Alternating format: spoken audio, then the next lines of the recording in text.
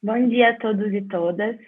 Sejam bem-vindos ao segundo dia do Seminário Nacional de Catalogação e Tecnologia, um evento realizado pelo IBICT, FEBAB e o Grupo de Trabalho de Catalogação da FEBAB, com apoio da Universidade de Brasília e a Universidade Federal de Goiás.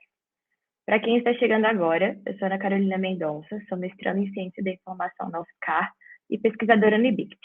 Eu vou fazer minha autodescrição. Eu sou uma mulher branca, com cabelos castanhos claros e longos, e olhos verdes. Estou usando uma camisa azul e, ao fundo, há uma parede branca. Em nome de toda a comissão organizadora, dou as boas-vindas a todos para mais um dia de reflexões e aprendizados. Gostaria de lembrar que o evento é totalmente online, com transmissão aberta e gratuita no canal da FEBAB e do IBICT no YouTube. Agora vamos dar início à sessão 3 de apresentação de trabalhos sobre práticas de representação, mediada pela mestra Denise Salgado. Bom dia a todos, bom dia, Ana Carolina. Bom dia, a palavra é sua. Hoje nós vamos trazer práticas, então, uma sessão de trabalhos onde a gente vai apresentar práticas de catalogação.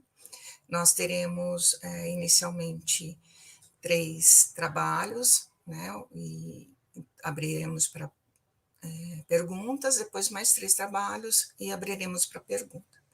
Antes, deixa eu me descrever. Então, meu nome é Denise Mancera Salgado, sou bibliotecária no Tribunal de Contas do município de São Paulo e membro do grupo de catalogação da FEBAB, tá? O grupo de trabalho em catalogação.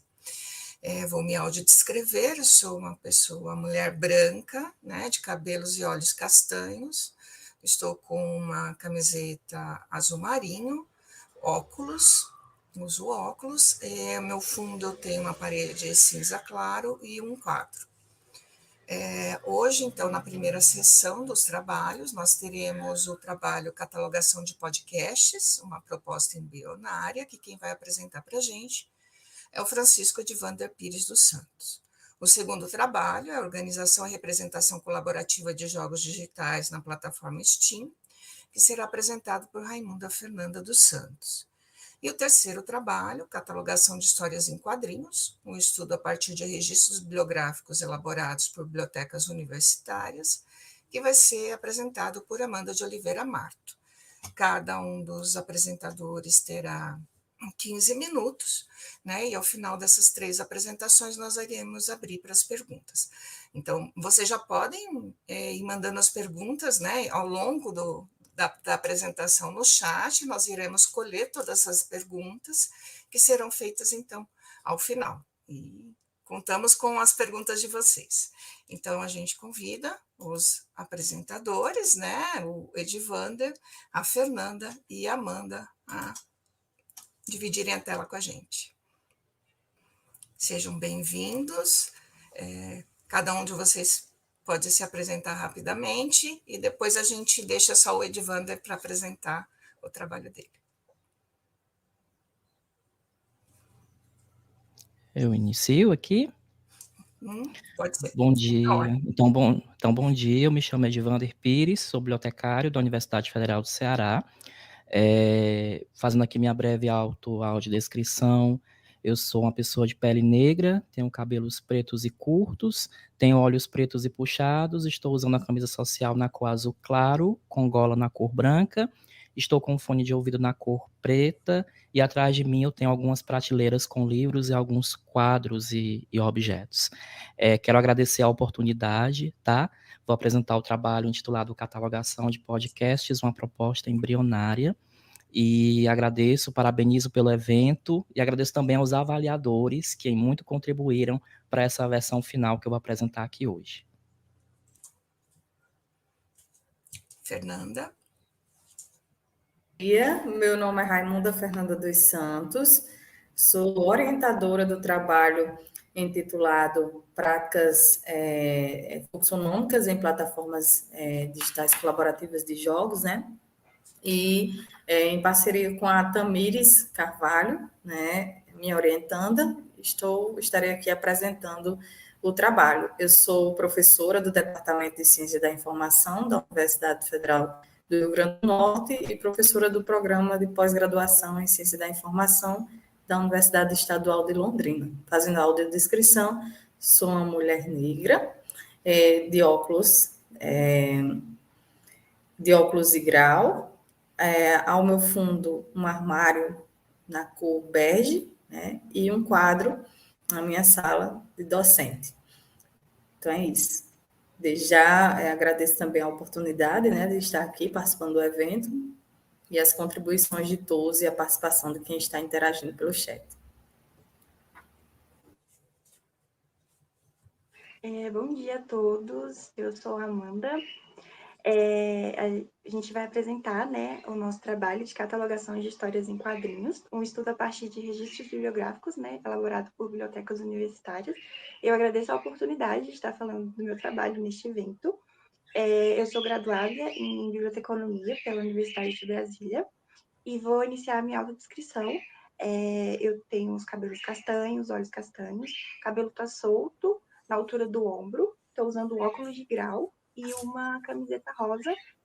O fundo tem uma estante e um quadro. Obrigada. Obrigada, Amanda e Fernanda. Agora a gente vai continuar com a apresentação do Edivander, ou apresentação.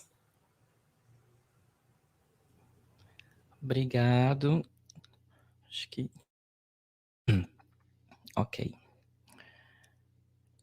O título do meu trabalho, Catalogação de Podcasts, uma proposta embrionária. Eu divido a autoria com a minha colega bibliotecária Joana Páscoa, também atua na Universidade Federal do Ceará.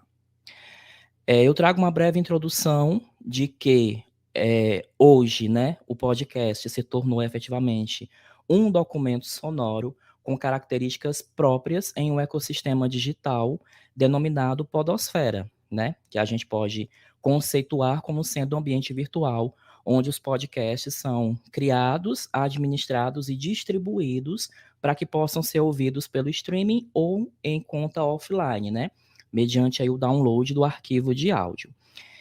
Com isso, a gente tem algumas possibilidades de investigação em biblioteconomia e ciência da informação, visando aí a disponibilização desse conteúdo também nos catálogos online de bibliotecas e demais ambientes de informação.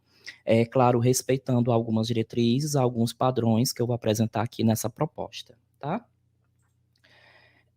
A nossa justificativa, nós nos motivamos, né, a produzir esse trabalho a partir de uma experiência que nós tivemos na administração de um podcast acadêmico, que nasce em 2018, mas que tem aí uma fase de testes em 2017, né? E que foi efetivamente lançado em 2019. Então, ele já tem aí alguns anos na podosfera, né, desse projeto, e aí, com isso, nós nos motivamos a trazer uma proposta de catalogação desse material, tendo em vista o podcast no todo, né, o título do programa, mas também os episódios, catalogar cada episódio individualmente para proporcionar aí uma melhor possibilidade de recuperação de informação. E aí, nesses anos, a gente percebeu um crescimento exponencial da podosfera que favoreceu o desenvolvimento de pesquisas científicas e que foi, pouco a pouco, despertando o interesse de muitos pesquisadores de muitas áreas do conhecimento e também da nossa área de biblioteconomia e ciência da informação. Passada essa breve contextualização, eu trago a nossa questão norteadora de que maneira proceder com a catalogação de podcasts no formato MARC 21. Iniciamos pelo MARC 21 justamente por ser uma proposta embrionária e na intenção de propor essas diretrizes para catalogação a fim de documentar tudo numa política, né? Num manual que possa exemplificar, né, o passo a passo aí desse trabalho de catalogação.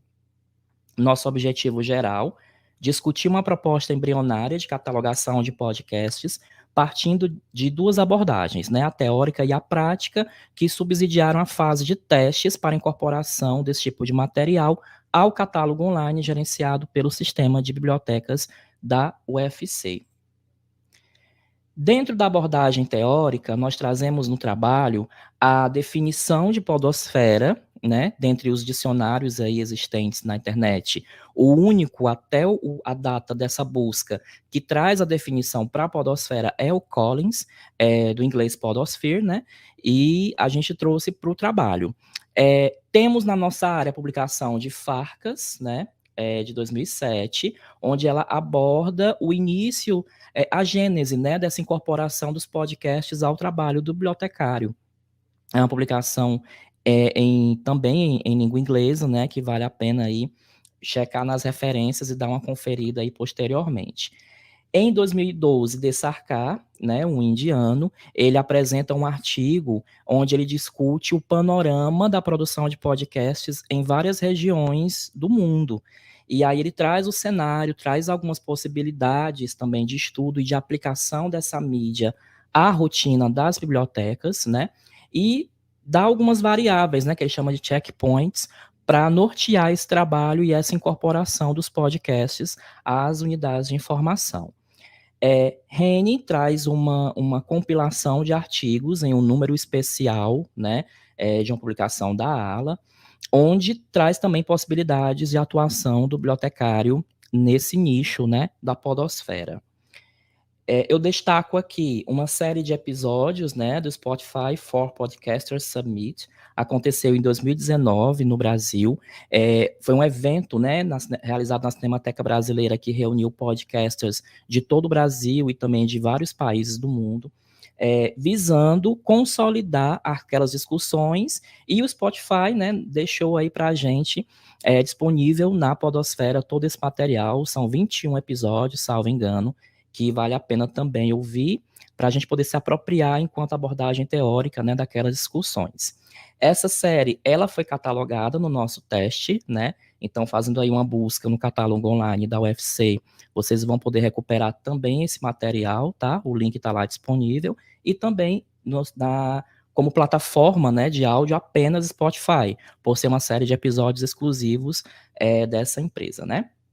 E nós temos também alguns relatórios, estudos e pesquisas atuais, nessa publicação aqui de Etaim, né, é um site especializado, onde traz o cenário mais recente dessa produção de conteúdo, tá?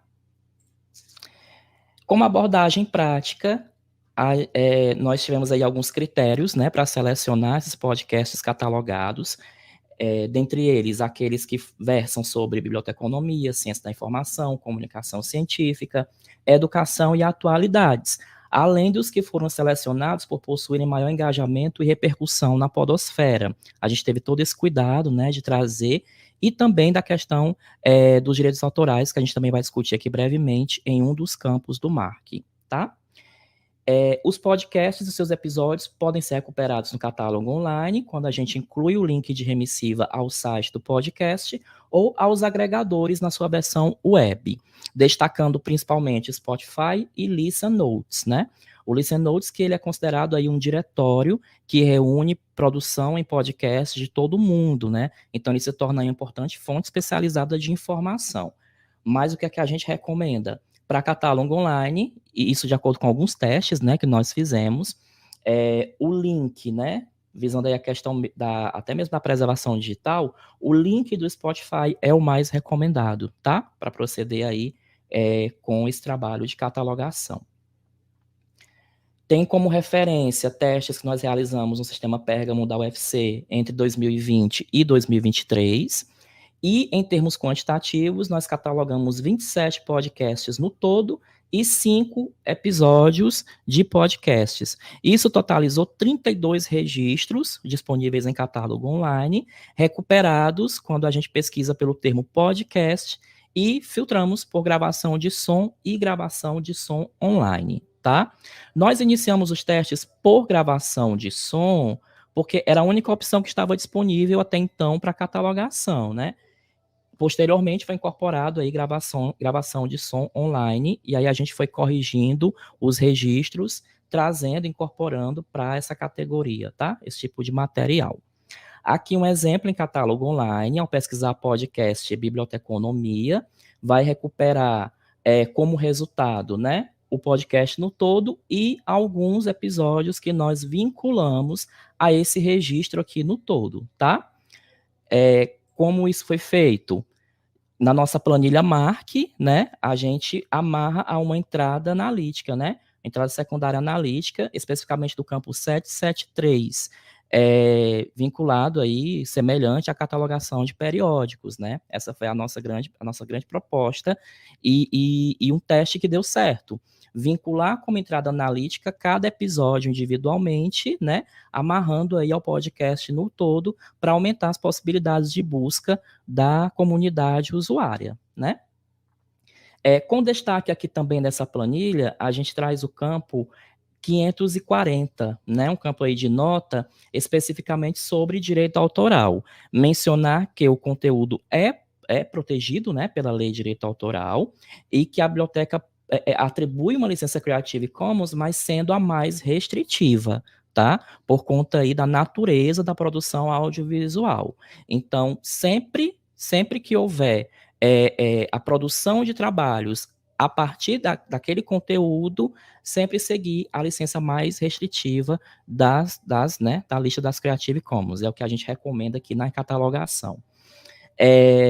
Na sequência, né, nós temos voltando aqui, na verdade, nos campos, né, que eu não fui nem na ordem, mas aqui a entrada pelo título, né, já diretamente no campo 245, sinalizando aqui os indicadores para catalogação como entrada pelo título, mencionar o DGM, né, aqui no subcampo H do campo 245, especificando que se trata de uma gravação de som, e aí proceder com o restante, né, da entrada aqui dos dados em cada campo aqui do formato MARC, tá?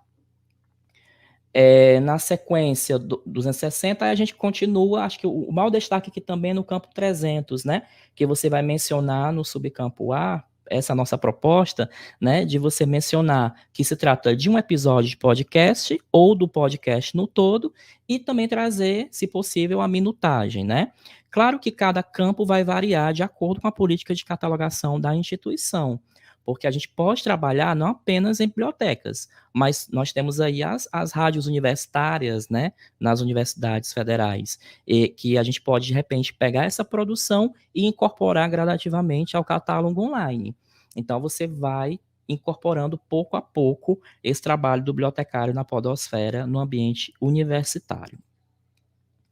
Alguns dados para catalogação de podcasts que nós julgamos importantes, nós trouxemos aqui 46 dados, né? Eles estão com mais detalhes na versão escrita, na versão final do artigo, tá? E dentre esses dados, nós temos aqui algumas orientações de upload de arquivo. Nós recomendamos, no primeiro momento, que se recorra ao link do Spotify, certo? Não recomendamos nem o link do próprio site do podcast, porque, de repente, o produtor ele pode optar por mudar de plataforma de hospedagem.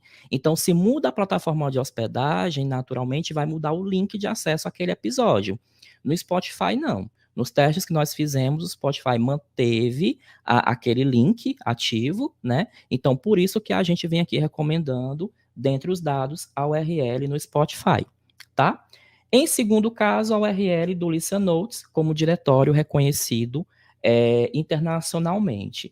Ou a URL de um agregador da preferência, né, do podcaster ou do catalogador, mas aqui a gente deixa bem em terceiro plano, tá? A gente recorre Spotify e Listen Notes prioritariamente.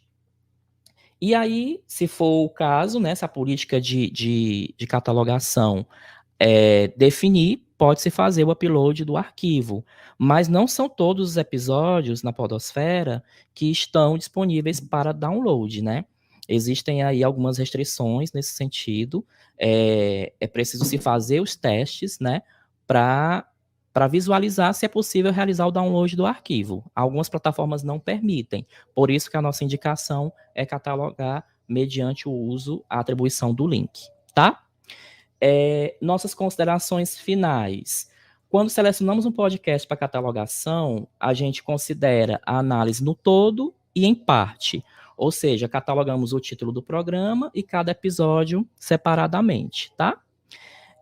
Consideramos importante a atuação bibliotecária na podosfera, desde a presença do bibliotecário como podcaster até as possibilidades de nicho de mercado em consultoria de informação, e sugerimos também uma discussão teórico-epistemológica no viés neodocumentalista acerca das nuances que caracterizam a mídia podcast como documento sonoro, né?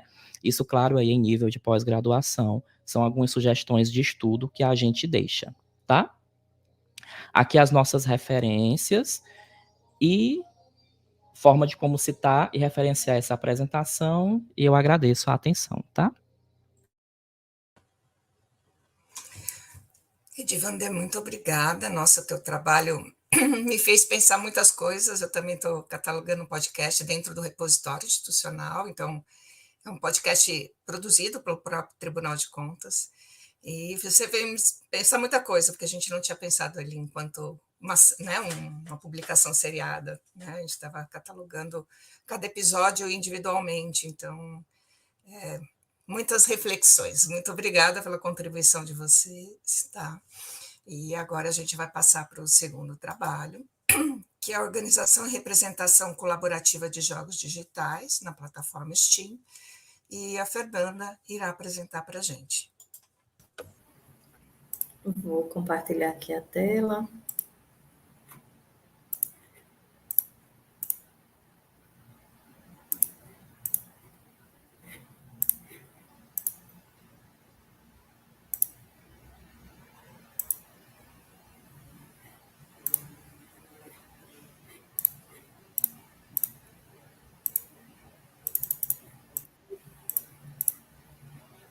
Consegue visualizar?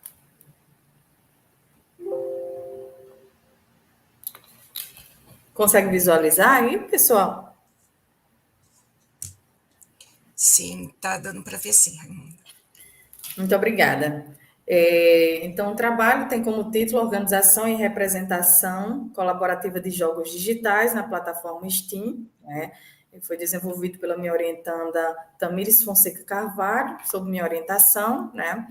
O trabalho, ele discorre, em linhas gerais, questões relacionadas à importância, né, do universo dos jogos digitais como um universo a ser estudado no campo da ciência da informação, em especial na área de organização e representação, né, da informação, uma vez que os jogos digitais eles são expressões, né, culturais, econômicas, né, e muitos usuários estão utilizando diferentes tipos de plataforma no atual contexto, né, para promoverem entretenimento ou para utilizar esses jogos digitais com fins lucrativos. Então, o Brasil é o maior mercado de jogos digitais na América Latina e o 10º país que mais consome jogos no mundo, né, de acordo com um pesquisador chamado Camacho, cuja publicação foi agora, em 2024, né?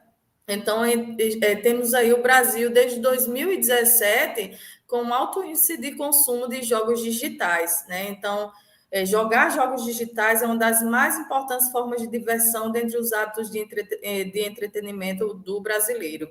E dentre esses jogos digitais, né, existem várias práticas colaborativas, seja para interagir com outro jogador, seja para representar a informação nesses ambientes, através das práticas colaborativas de representação, ou seja, da folksonomia.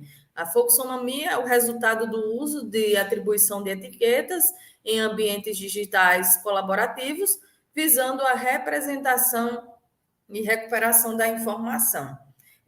A folksonomia por ela ser atribuída pelos usuários, né, ser gerada pelos usuários em ambientes digitais colaborativos, ela é proveniente da linguagem natural. As pessoas estão aí atribuindo hashtags, né, palavras-chave para representar os seus recursos em diferentes formatos, textos, áudios, imagens, vídeos, e nós vemos que nos jogos digitais as folksonomias elas estão presentes e trazem potencialidades na representação da informação. A maioria, inclusive dessas plataformas, elas se centram a partir desses marcadores, que assim denominados nessas plataformas, né? Os marcadores, eles servem tanto para a personalização dos produtos, quanto para a recuperação da informação e recomendação, encontrabilidade da informação. Então, essa pesquisa surge com o seguinte questionamento, né? De que maneira a folksonomia ela é utilizada para auxiliar nesse processo de organização, representação e recuperação de conteúdos em plataformas de jogos digitais como a Steam. E por que a Steam, né? A plataforma Steam ela é uma das que possuem maior consumidores, né, de jogos digitais no mundo. Ela está aí presente em 23 idiomas. Então, com isso, o objetivo geral da pesquisa é analisar as práticas folksonômicas na plataforma de jogos digitais.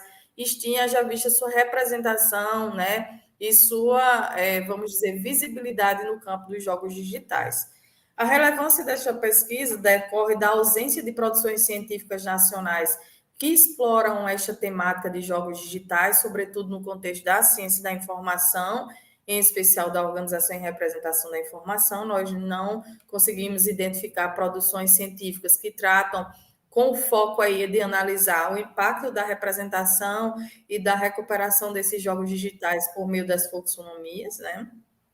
E, além disso, contribuir para os estudos sobre jogos digitais também, né? Haja vista que são vários tipos de plataformas no contexto da ciência da informação. A gente precisa entender como são realizadas as práticas de catalogação nesses ambientes, como são realizadas as práticas de indexação nesses ambientes, para que nós, profissionais e pesquisadores da nossa área de ciência da informação, possamos ver que a representação ela está para além, né, dos ambientes tradicionais, como catálogos de unidades de informação, e que estão aí em diferentes tipos de recursos informacionais. Os procedimentos metodológicos empreendidos na pesquisa foram as pesquisas bibliográficas, exploratório e documental, com estudo de caso qualitativo na plataforma Steam, e o período, né, da análise da plataforma foi de setembro de 2023 a agosto de 2024, ou seja, foi praticamente um ano aí de análise dessa plataforma, já que ela faz um processo de atualização.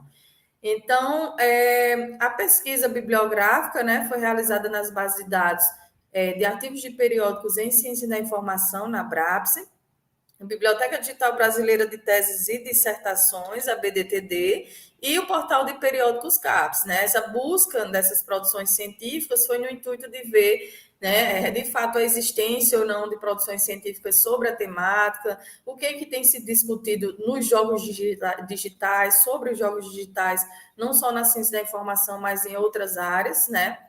E também compreender as práticas de representação da informação. Então, foram utilizados os termos de busca folksonomia, representação colaborativa da informação, plataformas de jogos digitais e Steam, né? Foram usados esses termos nas buscas nessas bases de dados, no intuito de recuperar as produções que, porventura, né, iriam fazer aí parte da fundamentação teórica do estudo.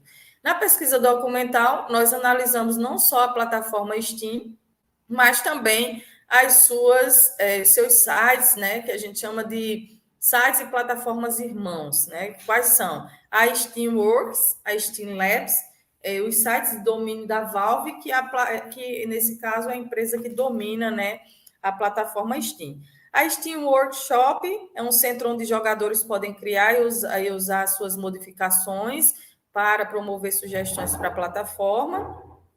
A Steam Workshop agrega várias ferramentas que outros desenvolvedores integram, né, com funcionalidades como conquistas no jogo, sistemas de microtransações, né? Além de aproveitarem a distribuição da plataforma Steam. A Steam Labs é um ambiente que armazena novos experimentos e funcionalidades, né, e recursos de desenvolvimento ou que estão em desenvolvimento na plataforma. E nestas plataformas nós temos 3 atores, né? Essas plataformas que a gente chama de sites irmãos da Steam. O foco aí está em 3 atores: nos usuários que jogam esses jogos, né?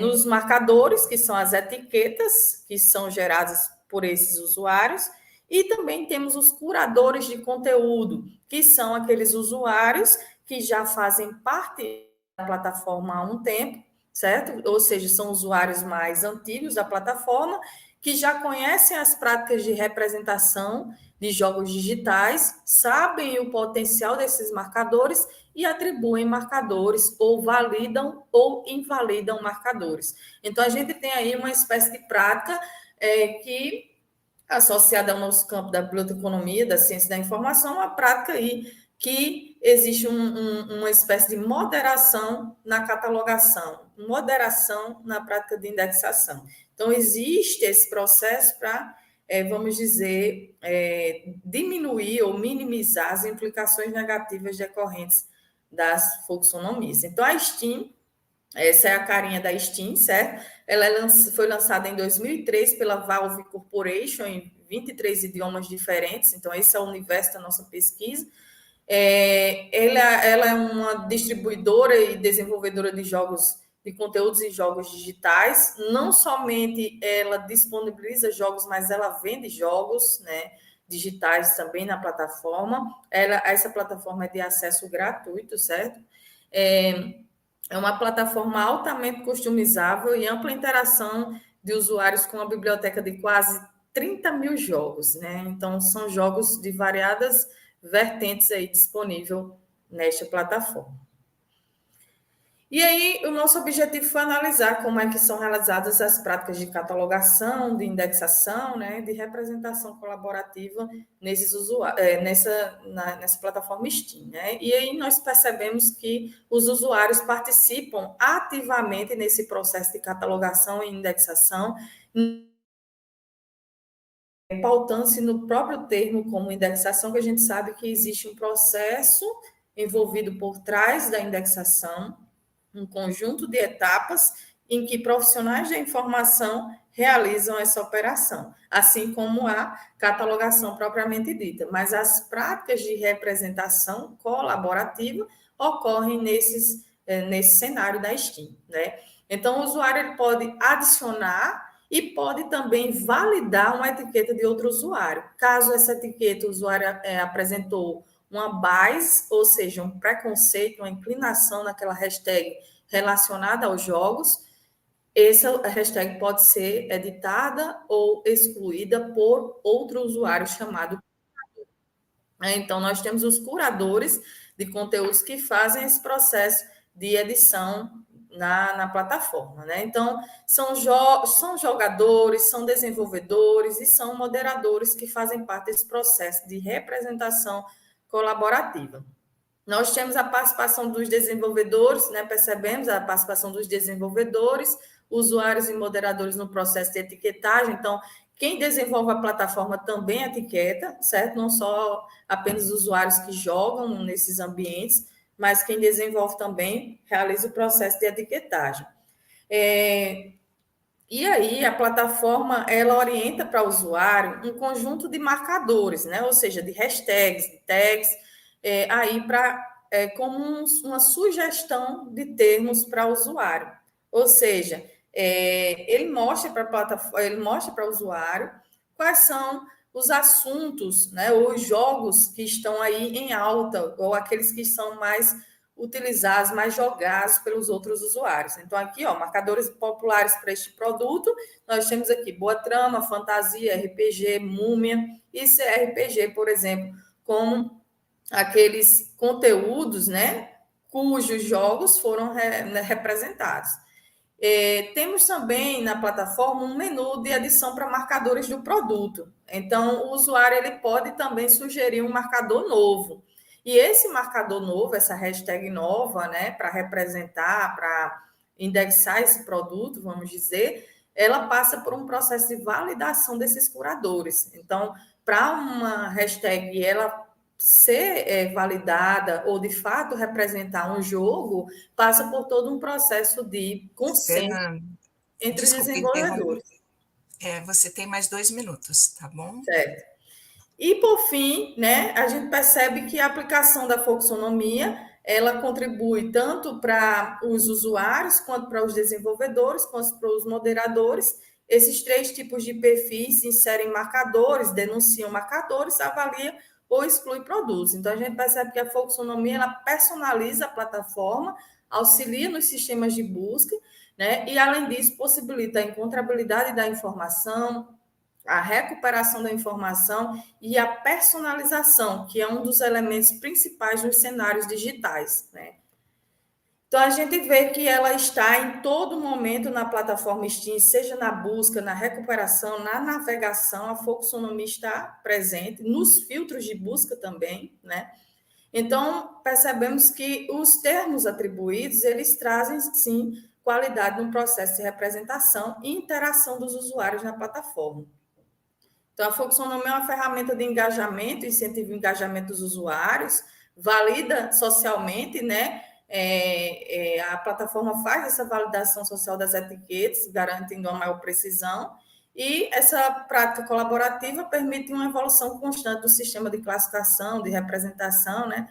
Adaptando às mudanças e tendências dos jogos e preferências dos usuários. Então, essas são as minhas referências, as referências utilizadas na pesquisa, e muito obrigada. Obrigada, Fernanda. A pesquisa de vocês também muito interessante, né? Acho que hoje é legal que a gente está vendo vários tipos de, né? Saindo do livro tão tradicional, né? Mas que é muito importante hoje, né? O mundo dos jogos é um mercado imenso e que acho que a gente precisa se apropriar mais desse mercado também, né? Na área de organização. Nós vamos agora, então, as perguntas ficarão para o final, né? E a gente vai para a terceira apresentação, tá? Que é catalogação de histórias em quadrinhos, um estudo a partir de registros bibliográficos elaborados por bibliotecas universitárias, e será apresentado pela Amanda.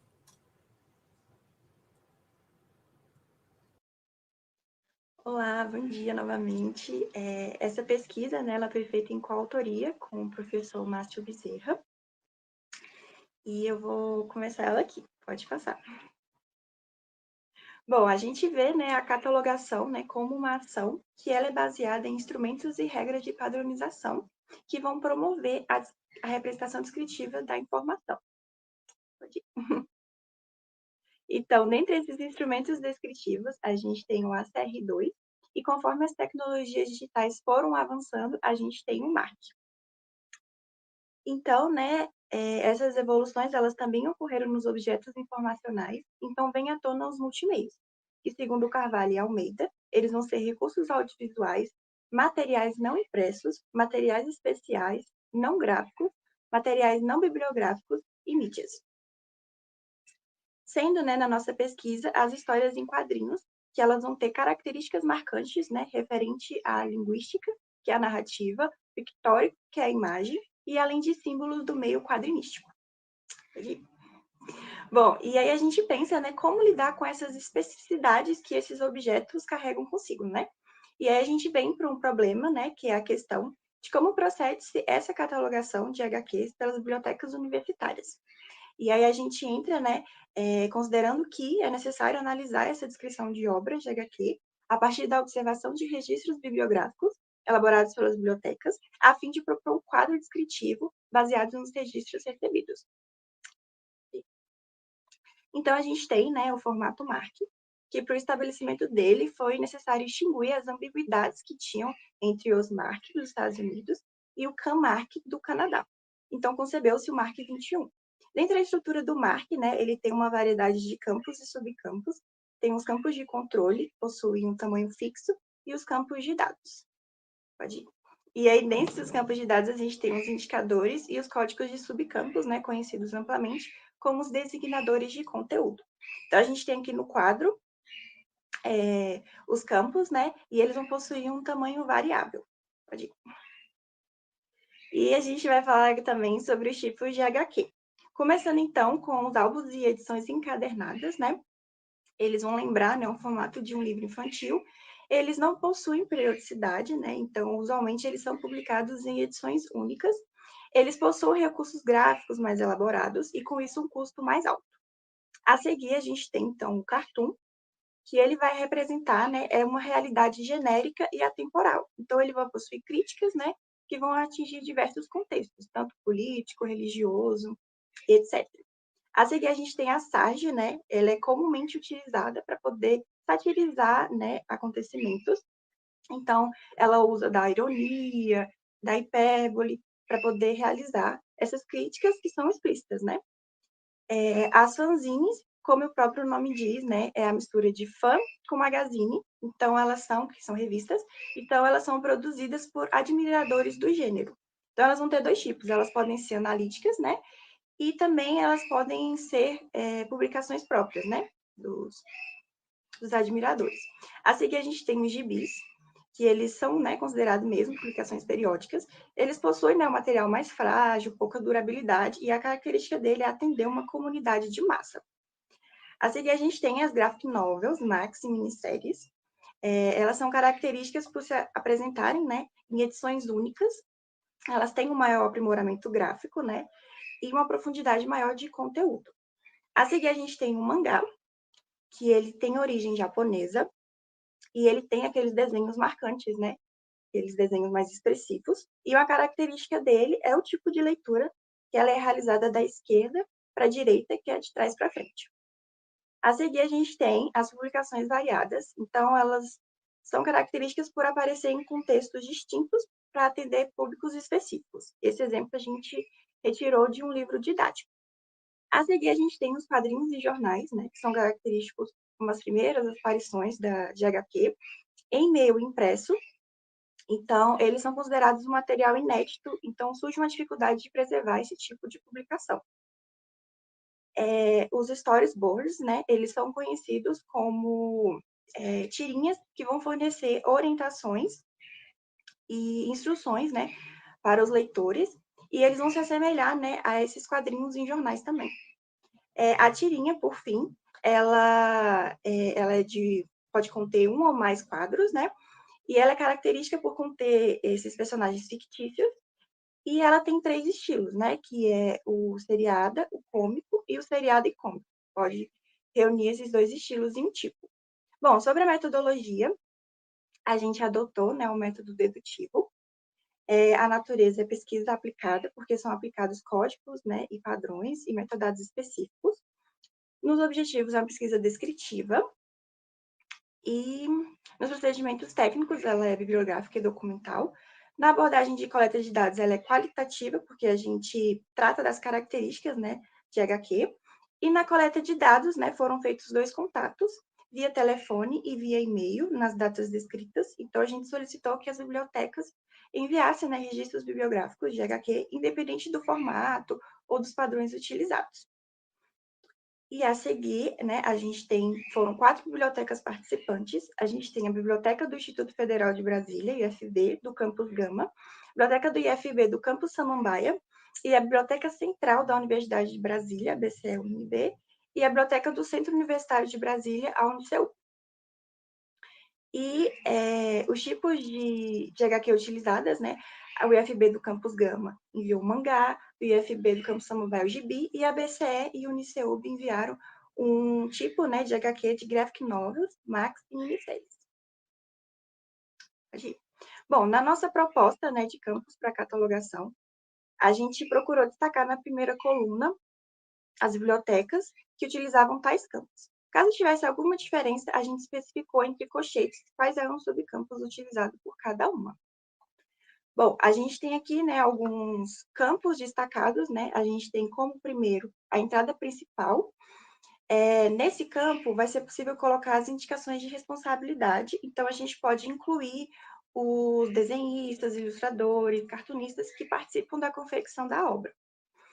Um segundo campo de destaque é o título e título relacionado, especificamente na tag de título principal. Nesse espaço também é possível, né, destacar as pessoas responsáveis pelo desenho e cores da obra. É importante destacar que todos esses campos a gente baseou, né, nos registros que foram enviados pelas bibliotecas. O campo de descrição física, né, também é um campo, que está no próximo slide, também é um campo importante para poder colocar na catalogação de histórias em quadrinhos, especialmente na tag de descrição física, né, que vai ser possível, né, neste subcampo, identificar, né, os atributos como ilustração e presença de cores. Aí pode passar que está no próximo slide. Isso, obrigada. E aí também outro campo que a gente coloca como importante, que foi visto, né, nos registros, foi o de periodicidade atual, que ele foi adotado pelo IFB do Campo Samambaia, para poder colocar, né, como designação mensal. E não foi utilizada a data de publicação, visto que os gibis, né, que foi o tipo de HQ, às vezes eles não contêm todas as informações necessárias para a descrição. E outro campo de destaque é o campo notas. Aí pode passar para o próximo, também slide. Bom, nesse campo é possível, né, colocar informações sobre tradução, adaptação, título das partes, volumes e tipo de documento, e além do próprio resumo, né, como tem as notas de resumo. Importante destacar também o uso, né, que foi feito pela Biblioteca do Campus Gama, que foi utilizar, né, a tag de notas gerais para poder especificar o tipo de leitura. Eles utilizavam gibi, então eles colocaram nessa nota que a leitura era da esquerda para a direita, ou, como a gente fala, de trás para frente.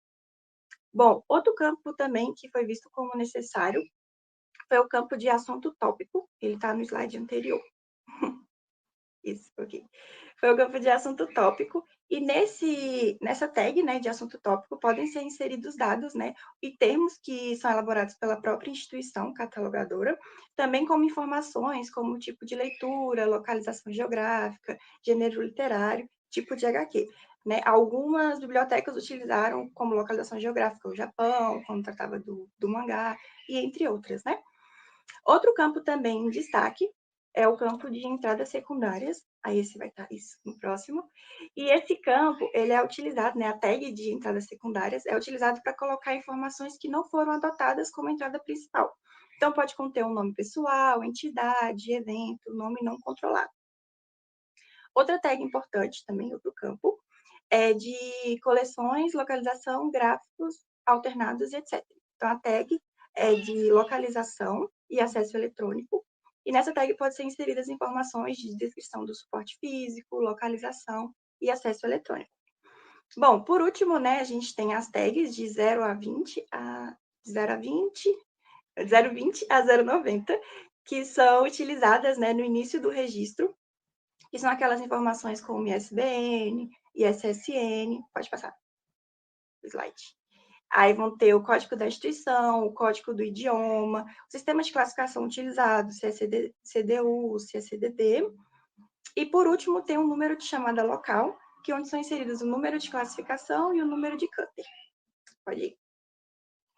E, nas considerações finais, né, considera-se que as HQs são expressas, né, por um conjunto de campos que indicam o formato das obras e são manifestadas segundo subcampos que retratam essas especificidades foi o que a gente abordou na proposta.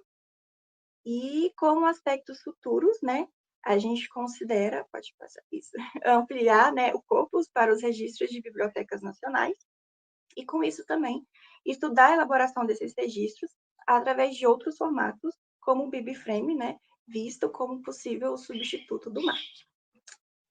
E a seguir tem as referências que foram utilizadas na apresentação. E seguindo, é isso. Obrigada pela atenção. Obrigada, Amanda. Você foi pontual nos 15 minutos. Boa apresentação, muito interessante. Também já fiz catalogação de quadrinhos, é um material diferente, justamente para aquilo que você colocou no começo, né? Não dá para dizer que é tudo igual, a gente tem desde publicação seriada até álbuns, então, né, cada tipo é uma forma diferente da gente trabalhar, né? Então, é um material muito diferente, né, que exige bastante do catalogador, não é fácil. Gostaria agora de convidar todos a voltarem para a sala, e a gente vai para a sessão de perguntas, tá? Quem mandou as perguntas no chat, a gente não necessariamente vai fazer na ordem que vocês enviaram, tá? A gente vai dar uma mesclada, uma pergunta para um, outra para outro, tá? Para a gente ter um pouco mais de dinâmica aqui, tá certo? Mas temos várias perguntas, isso é bom. A primeira vai para o Edvander, tá? Que é a Mônica Aranha, ela pergunta se vocês fizeram algum estudo de usuário, de como os usuários de outras instituições buscam esses podcasts para catalogar, ou se você baseou apenas na forma de busca dos usuários da sua instituição. Apenas da instituição, né? Em simultâneo a essa fase de testes, nós conseguimos inaugurar um laboratório audiovisual e que começou a ser bastante demandado, né, no decorrer de 2023. E alguns professores, eles chegaram a pedir a produção de podcast como trabalho de disciplina. Então, ali a gente utilizou como uma oportunidade para coletar os principais termos, os principais assuntos, né, que eles se embasavam para fazer essas produções, e nós trouxemos aí também para o teste. Então, no que a gente foi percebendo o que é que eles consumiam na podosfera, a gente foi também vinculando essa catalogação no sistema. Então, apenas da UFC. Tá. E vocês analisaram apenas a questão de recuperação por assunto ou também outras formas de busca, né? Porque a gente sabe que às vezes no catálogo, né, o usuário não busca só por assunto, ele busca por outras formas. Vocês chegaram a analisar essas outras formas também de busca? Sim, também. Questão de minutagem, o formato do programa, né? Tudo isso entrou nos campos também. Tá certo. A próxima pergunta vai para a Fernanda, tá? É do Fabrício. Ele parabeniza você pelo trabalho, tá? Ele considera um trabalho muito bom. E ele coloca, pelo que entendi, a folksonomia para jogos está funcionando muito bem.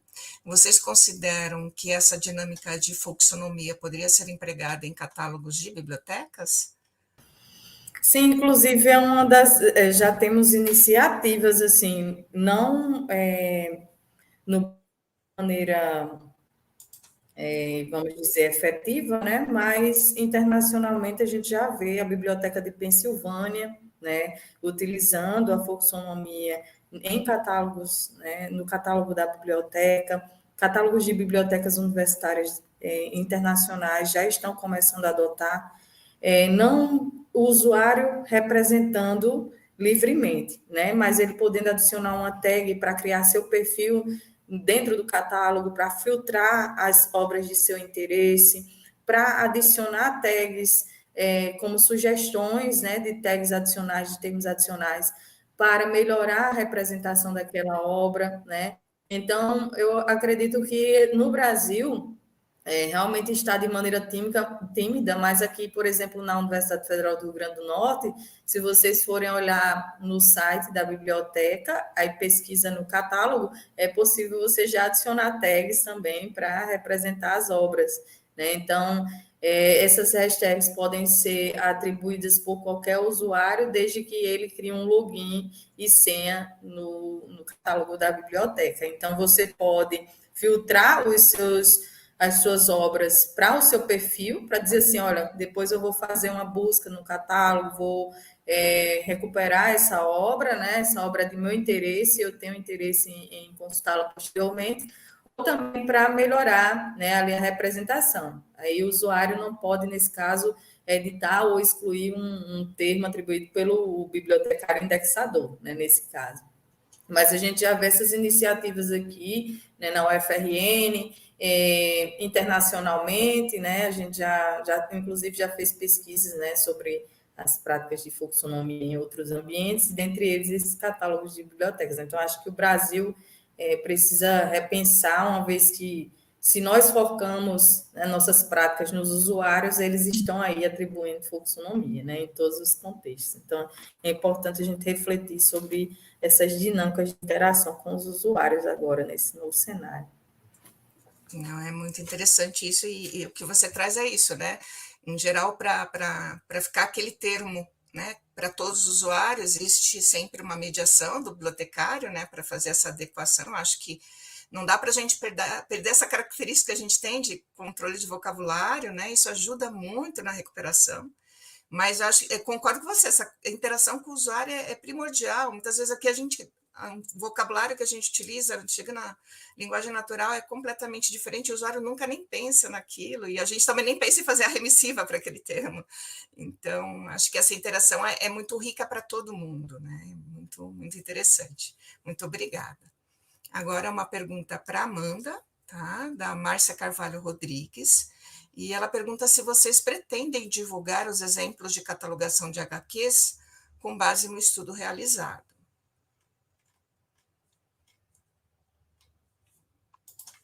Então, essa foi, né, uma continuação de uma pesquisa da minha monografia. E lá na monografia a gente tem, né, os exemplos em anexos e tudo mais. E, assim, é uma continuidade da pesquisa, né? A gente pretende, sim, ampliar o corpus, né, para as outras bibliotecas e poder, né, conforme foi caminhando, né, as pesquisas, poder divulgar esses modelos também. Ótimo. É interessante isso, né, da gente ter esses modelos, né, porque cada instituição acho que tem uma necessidade. Eu trabalhei no Sistema Municipal de Bibliotecas aqui de São Paulo. Lá tinha a Gibiteca Municipal, que é considerada a maior das gibitecas do Brasil, né? E a gente via que as necessidades eram muito específicas, né? E acho que ter esses modelos é muito interessante para a gente. A própria classificação, né? Cada um usa uma classificação diferente, então é bem interessante. Parabéns. Agora a pergunta é para o Edivander, da Liliane Juste Serra, tá? E ela fala: Edivander, analisando o MARC do registro de podcast como analítica, como é feita a recuperação da fonte no registro, se foi informado somente o código, o subcampo W, né? Se alguma biblioteca importar esse registro, como identificará os detalhes da fonte? É que ali no W vocês deram apenas o código, né? Mas não traz todos os dados da fonte, né? Com todos os subcampos que dá para pôr ali naquela tag, né? Isso. Na verdade, quando a gente iniciou, nós fizemos com base no que já tinha catalogado no sistema Pergamo da UFC, seguindo a política de catalogação da instituição, né? É o BR de Fortaleza e o UFC, né? Mais o código do podcast no todo. E a única forma seria na busca, né? Recupera do lado esquerdo do catálogo online, tem as opções, e também filtrar pelo campo, né? Mas realmente ficou essa lacuna, né? Nessa etapa de testes. É porque aí, né, se alguém importar o registro de vocês, não vai ter Isso. essa... De onde veio esse, né, o Vai fazer registro? manualmente, né? Exatamente. Tá vendo? Cooperação aqui. Uhum. Obrigado, Edivander, agradeço. imagina. Mais uma pergunta para você, vou aproveitar e já fazer Ok. outra. A Mônica Aranha pergunta de novo, né, se você usa alguma outra área para te ajudar, como linguística, semiótica ou apenas biblioteconomia, contempla o que você precisa para catalogação, se você usa alguma outra área além dessas áreas mais comuns, né? Uhum. Letras, comunicação e educação, né? Nós tivemos um contato mais próximo porque os testes aconteceram na Biblioteca de Ciências Humanas. Então, era nosso público, né? E aí a gente recorreu, sim, a alguns dicionários da comunicação, da psicologia também, em alguns casos, né? E comunicação e educação foram as áreas dessa primeira fase que nós recorremos. Interessante, muito obrigada. Ainda tem mais uma pergunta para você, a Vivian Rosa Stort pergunta: com base na tabela de dados do podcast, foi possível buscar equivalência de todos os dados com os campos MARC? Há estudos ou testes para catalogação dos podcasts no Despacing da Blimcore?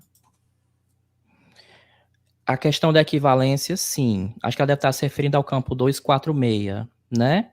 Sim, nós atentamos para as questões de equivalência, tanto de título, como também das indicações de responsabilidade e de assuntos, né? Nós procuramos amarrar isso lá nos campos. Qual a outra? Dublin Core, né? Se vocês têm testes, né, para fazer a catalogação em Dublin Core, Isso. no Space, né? Bom, em Dublin Core, no geral. A etapa de testes quando eu adentrei, né, efetivamente no campo de podcast, foi com a minha dissertação. Então, vai ter alguns exemplos lá, tanto dos metadados, da configuração, da proposta de campos para podcasts, né? Está disponível no repositório institucional da UFC. E, na verdade, eu fiz o caminho inverso, né? Eu vim do DSpace para o MARC, principalmente por algumas questões internas e também relacionadas à direito autoral, porque foi como eu mencionei, não são todas as plataformas que vão permitir você proceder com o download do arquivo, né? E se a gente tem essa necessidade urgente de possibilitar essa busca para o usuário, então nós vimos agora no catálogo online esse instrumento, né? Por utilizar o link de acesso ao episódio, né? Mas no DSpace foi um primeiro momento, foi lá, foi com o Dublin Core. Eu acho que esse caminho inverso é um pouco mais difícil, né? Porque o Dublin Core acaba sendo mais enxuto, né? Quando a gente consegue passar do MARC por Dublin Core, a gente perde menos dados, né? Enfim. Mas sempre, eu acho que a gente tem que estar sempre pensando nessas possibilidades, né? Dessa. E acho que essa equivalência que ela quis dizer também acho que tem a ver com isso, né? Da gente já deixar pensada todas essas equivalências, né? Muito interessante. Agora eu vou fazer uma pergunta para a Fernanda, tá? Que é da Mônica Aranha, e ela pergunta se o estudo é baseado em folksonomia, como é feito o vocabulário controlado? Ela faz 3 perguntas, então acho que eu vou primeiro por essa, tá? Como vocês definem, como é feito o vocabulário controlado e como vocês definem as palavras utilizadas na catalogação e indexação. Eu não sei se ela refere à questão da UFRN, né? Que eu tinha dado exemplo, ou se refere à plataforma Steam, porque na plataforma Steam, ela não tem vocabulário controlado. Ela tem um conjunto de etiquetas que foram validadas previamente pelos curadores, que, por sua vez, já foram atribuídos por outros usuários. Então, a gente percebe que variações linguísticas, erros de grafia não entram, mas não há um controle de vocabulário no sentido de olhar na perspectiva da linguística, da ciência da informação, né, que nós não identificamos nenhum profissional da informação no âmbito dessa plataforma, para a construção desses vocabulários. Então, na plataforma Steam, não tem. O que tem são iniciativas, né, de outras plataformas, como, por exemplo, não sei se vocês conhecem a Arquigrafia, aqui do nosso país, um projeto da USP, em parceria com algumas instituições de fomento, que criaram, né, um vocabulário especializado em arquitetura e urbanismo, essencialmente voltado para essa plataforma chamada Arquigrafia, criado com base nas tags utilizadas pelos usuários. Então, passa pelo processo de filtrar dessas tags, né? E de consolidação desse vocabulário por bibliotecários mesmo. Então, este é um projeto da Arquigrafia que está em constante atualização desse vocabulário, e essa plataforma é gratuita para todos. Então, se vocês tiverem interesse em conhecer. E já existem, né, no Brasil também algumas iniciativas de criação de sistemas híbridos, né? A gente chama de sistemas híbridos de organização do conhecimento, que é aquele sistema que tenta integrar, a partir da folksonomia, e criar outro vocabulário controlado, né? Então, a criação de taxonomia com base na folksonomia, criação de uma ontologia, né? Mas na plataforma Steam, propriamente dita, Essa transmissão está um pouquinho ruim, então está dando uma picotada, tá? Mas deu para entender o que você falou, tem problema não, tá bom? E ela faz uma última pergunta, que é para quem não tem familiaridade com os jogos, consegue fazer a busca e recuperar de forma assertiva? Não sei se vocês chegaram a fazer esse tipo de avaliação. Eu não consegui ouvir a pergunta. Picotou aqui o áudio. Para quem não tem familiaridade com jogos, consegue fazer a busca e recuperar de forma assertiva? Se chegaram a fazer esse tipo de pesquisa?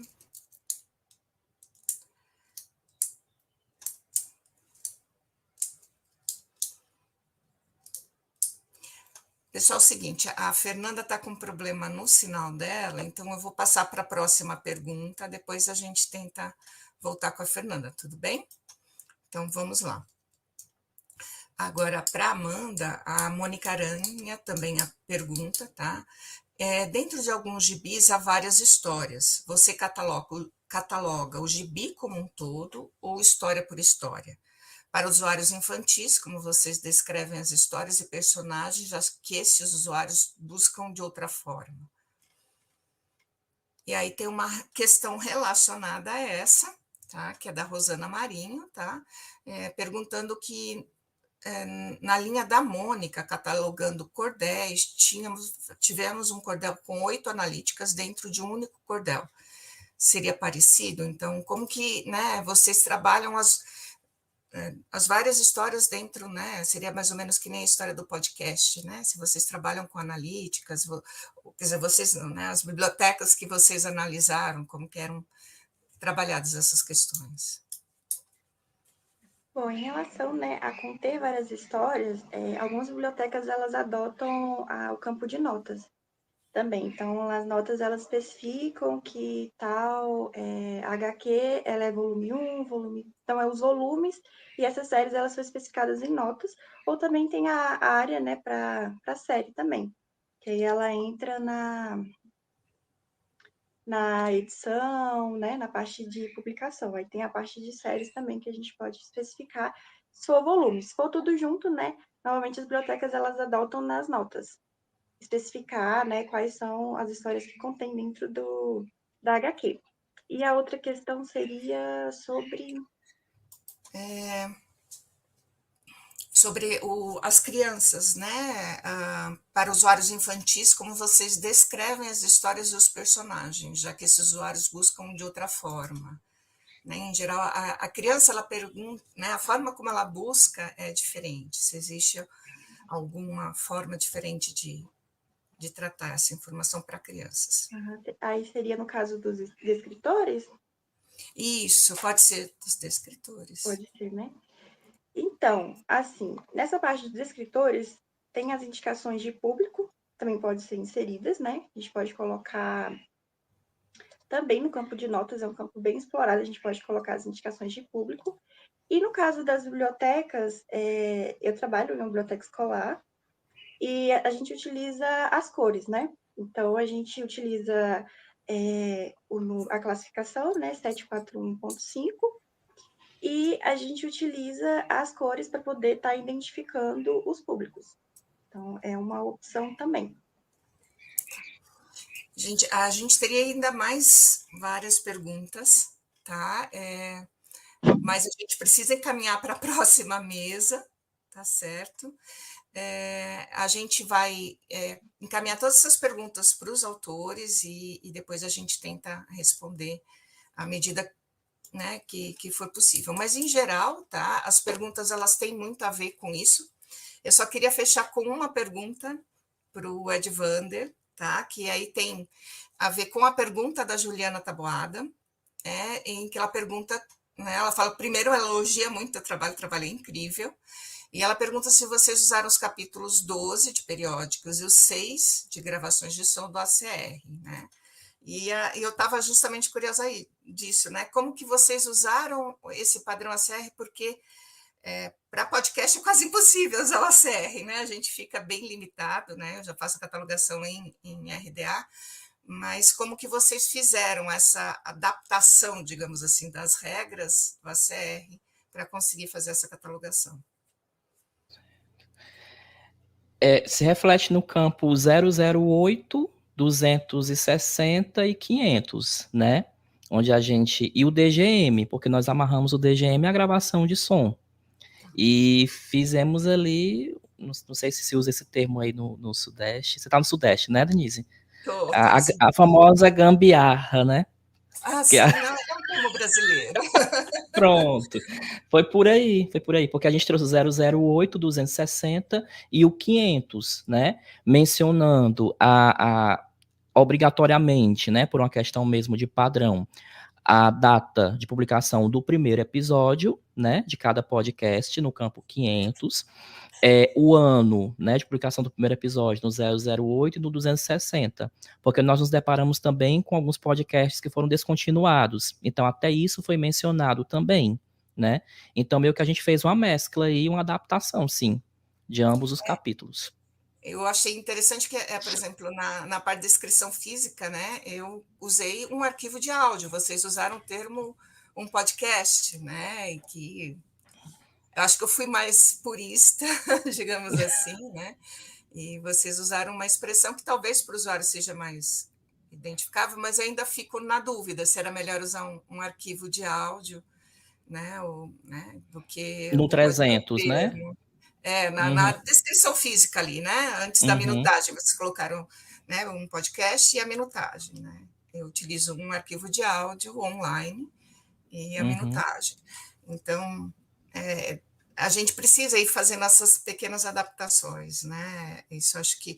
E aí a minha pergunta é: vocês fizeram alguma manual, alguma política deixando isso estabelecido? Então, como que vocês vão descrever, né, no 300, né, a descrição ali, como que vai ser feita essa descrição? Então, vocês chegaram a fazer alguma coisa? Porque no teu trabalho eu não consegui ter muito essa noção, entendeu? Uhum.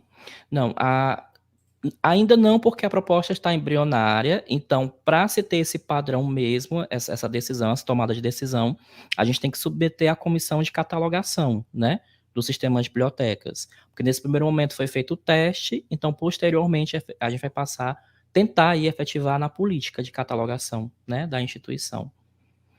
Ela também houve uma pergunta aqui, acho que até ao encontro disso que você comentou, do tipo de material ser podcast, né?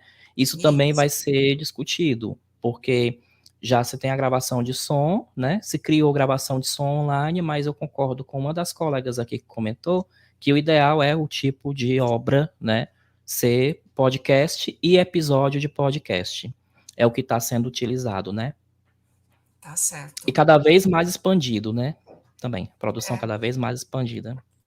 Não, e é assim, eu estou enfrentando o problema que era só podcast, agora virou um videocast, né? Então você só tinha antes gravação de áudio, agora você tem a gravação de áudio junto e também junto a gravação de vídeo, né? Então isso vai se mesclando e a gente vai tentando fazer toda essa descrição.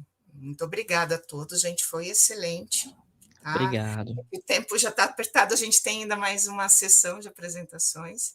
Agradeço muitíssimo a presença de todos vocês. Obrigada. Quem quiser deixar alguma uma despedida, falar alguma palavra final, vocês estão à vontade, podem falar.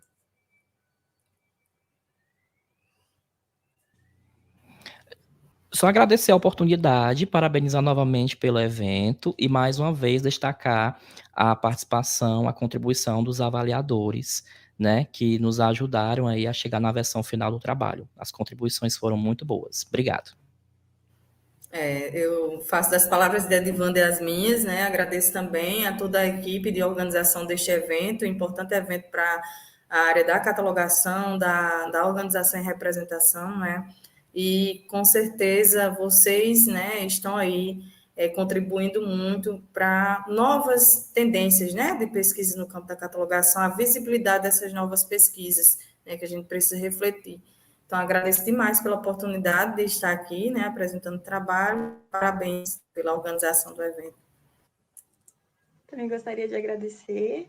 Realmente, né, é um evento muito significativo, realmente colocar, né, à frente as pesquisas que estão sendo realizadas e as novas possibilidades, né, que estão surgindo para a catalogação.